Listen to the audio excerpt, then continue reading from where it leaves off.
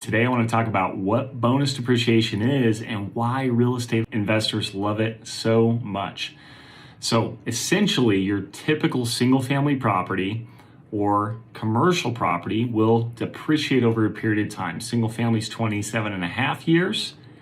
Multifamily or commercial property, over 5 units is 39 years, which means if you had a $39,000 commercial property, you could depreciate $1,000 or lose $1,000 per year over a 39-year period until it's all gone. Well, with bonus depreciation, we actually hire an expert to do a cost segregation study. They find out the carpet depreciates faster than the foundation and all the materials depreciate at a different rate.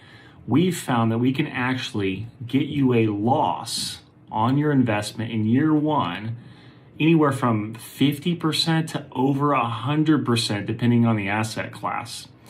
And investors love this so much because they can wipe out their gains. So if you're someone who maybe flips properties or has a lot of real estate gains, or you're real estate as a professional, you might be able to wipe out your active income. So if you want to find out more, we put together a webinar to talk all about this exact topic. We're going to be interviewing an expert to go over everything related to depreciation, bonus depreciation, all the benefits to you.